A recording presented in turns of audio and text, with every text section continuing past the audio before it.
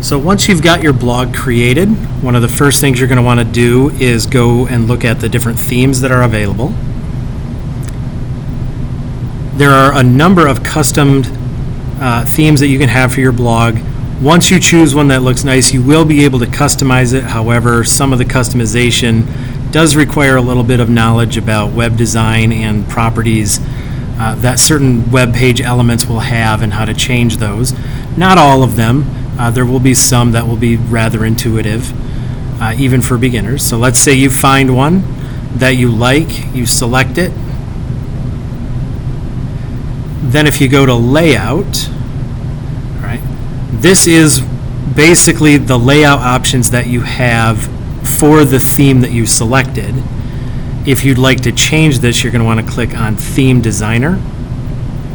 And then there will be a number of options here.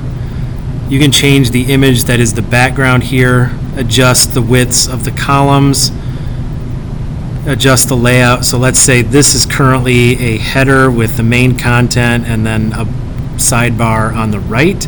Let's say you want that little bar on both sides. So you can do that. You can have a footer that's just one big footer, 2 smaller footers, or 3 footers. And then there are some advanced options. So let's say you've made the changes that you want. You're just going to go down here and click on Save. If you don't want to save the changes that you've made, you can click on this. That will just clear those and it won't apply them to your blog. But let's say you do. Let's click Save. All right, so now that's been saved, and I can go back. And I can go back and customize more of the theme. And you can keep playing with this. One of the things that's going to happen is once you have content here, you're going to see how it looks. And you might look at that and say, nah, I want to get rid of something or I want to change something.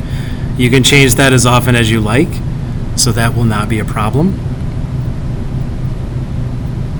And that is how you can customize the appearance of your blog.